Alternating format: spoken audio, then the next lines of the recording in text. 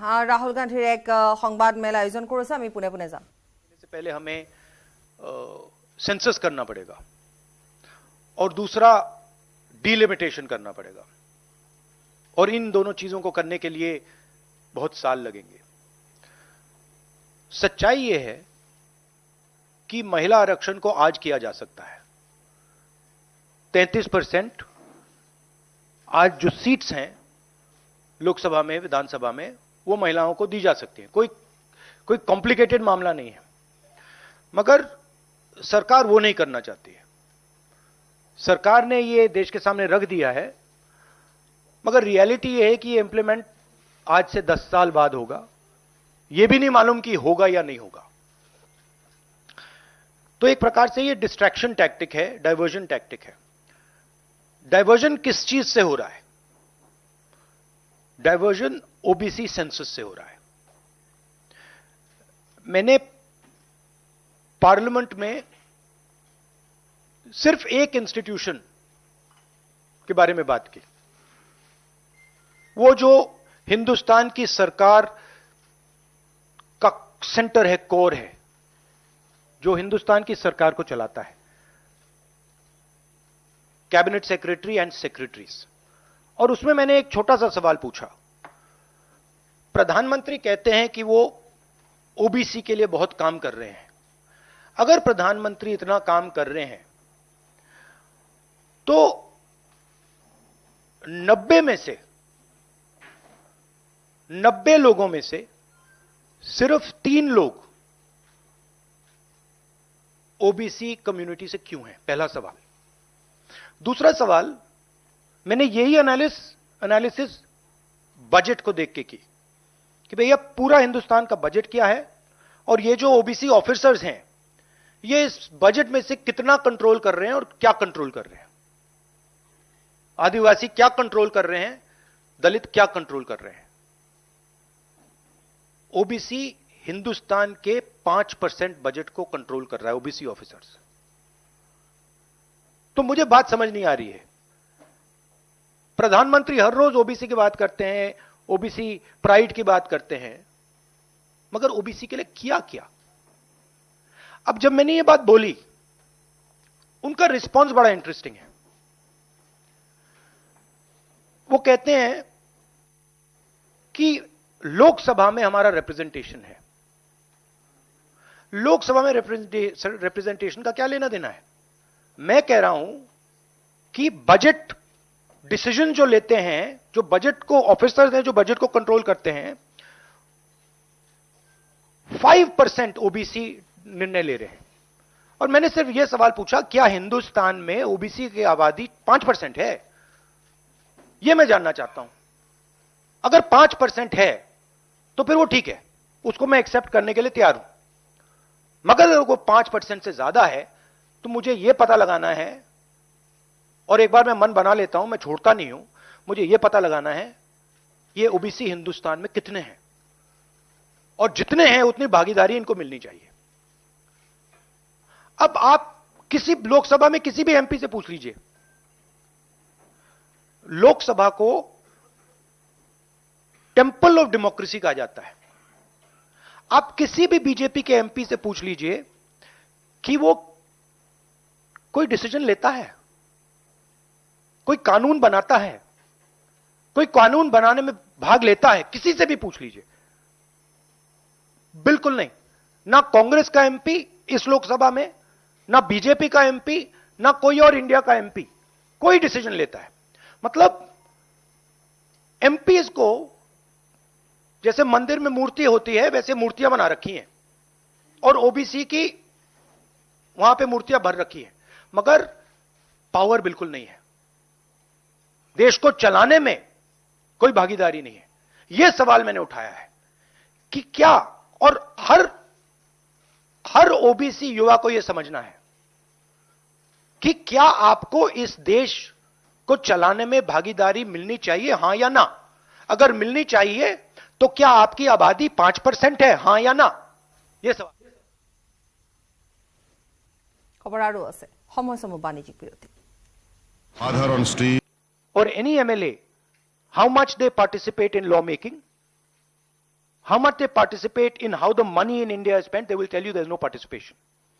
So it is almost as if they keep placing these OBC MPs into the Vidhan Sabha from one side and taking away the real power of the OBCs from the other side. And as the Prime Minister keeps saying, he's an OBC leader, I want him to explain why only 3 OBCs are there in the government of India. And why the OBC community, which is the backbone of this country, is responsible for only 5% of the budget. They have not been able to answer this question. In fact, when I said it, I saw in their face the panic. Because this is the truth. This is what they're trying to distract India from. The fact that the large mass of Indian people do not have any power.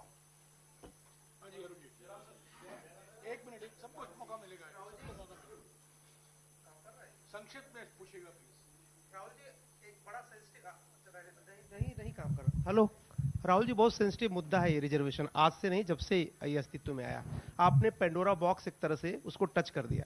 आप कल ये बात कह चुके अपनी speech में कि भाई ये दो, सरकार तो नहीं दे रही, सरकार ने तो पास करा दिया बिल। अब सवाल उठता है आपका, क्या आप आगे चल के सरकार में भी, जैसे सेक्रेटरीज हैं, सरकार में भी और महिला आरक्षण में भी ओबीसीज के लिए अलग से व्यवस्था करने वाले? देखिए, सिंपल बात, स्टेप बाय स्टेप करना है। आपको चोट लगती है तो एक्सरे होती है, पता लगाना पड़ता है कि स्ट्रक्चर में कमजोरी कहां है, हड्डी कहां टूटी। मैं सिर्फ एक बात कह रहा हूं, पहला कदम एक्सरे है कि हमें पहले कास्ट सेंसस के माध्यम से हिंदुस्तान का एक्सरे करना है कि भैया हैं कितने लोग, ओबीसी कितने हैं, अलग अलग कम्युनिटीज कितनी हैं, ट्राइबल्स कितने, ये पहले टेबल पे तो रखो। डिसीजन लेने से पहले अगर हम अपने सामने डेटा ही नहीं रखेंगे तो डिसीजन कैसे लेंगे? वो तो आपने बात की बात की, मगर पहले हमारे सामने डेटा रखो। डेटा रखोगे, मैं आपका जवाब दे दूंगा। आज तो डेटा ही नहीं है। दूसरी बात, मैंने अपने भाषण में कहा कि आजादी की जो मूवमेंट थी वो एक शुरुआत थी। Distribution of power, transfer of power to the people of India, Hindustan के लोगों को पावर ट्रांसफर करने का पहला बड़ा कदम था। उसके बाद हमने और कदम लिए हैं। कास्ट सेंसस से जो डेटा निकलेगा वो हिंदुस्तान की जनता को और पावर ट्रांसफर करने का तरीका है। मैं कह रहा हूं कि हिंदुस्तान के जो ओबीसीज हैं, दलित्स हैं, ट्राइबल्स हैं, बाकी लोग हैं, महिलाएं हैं, उनको हमने ट्रांसफर ऑफ पावर करना है। उनके लिए हमें पावर ट्रांसफर करना है, उनके हाथों में पावर डालनी है। फाउंडेशन वो है, और कास्ट सेंसस की जरूरत है, क्योंकि उसको समझे बिना हम ये कर ही नहीं सकते। हाँ, एक मिनट प्लीज। अरे रमन जी रुक जाओ प्लीज। हाँ, हाँ, देखो, हमारे समय जितने भी थे सही रिप्रेजेंटेशन होना चाहिए। हमारे समय कम था, वो भी खराब है। इनके समय कम था, कम है, ये भी खराब है। हम चेंज चाहते हैं, ठीक है। मेरा कहना है कि जब मैंने ये आंकड़ा देखा मैं हिल गया। मैं बिलीव नहीं कर सकता था कि 90 सेक्रेटरीज में से 3 ओबीसी के हैं। मैं शॉक हो गया, मैं हैरान हो गया, ये क्या हो रहा है। और इसको बदलना है। हिंदुस्तान के जो आम जनता है, गरीब जनता है, उनको पावर देनी है। Rahul ji, you just said that you want that the power should be transferred to women and OBCs and other backwards. You know, this is a form of transferring power. The Prime Minister has said that this bill will lead to an era of women-led development. Do you feel that in the present form, this bill will be able to achieve this goal? Considering that it is not being implemented now. The problem is the implementation. So what they have said is, we are placing a bill on the floor of the House, but we will implement it 10 years from now. What does that mean? That's like the Prime Minister saying, you know, we are going to place a bill on OBC caste census in the floor of the House, and we're going to do it in 30 years. What does it mean? Means nothing. So, we agree with the bill. Remove these two clauses and make it happen today. And don't insult the intelligence of India's women. Because India's women understand what you're doing.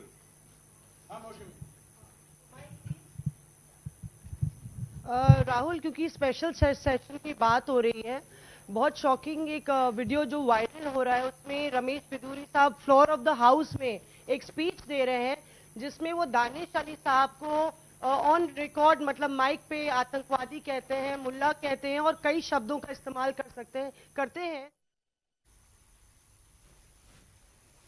খবৰ এইদৰে অব্যাহত ৰাখিম সময় বাণিজ্যিক বিৰতি। সাধারণ still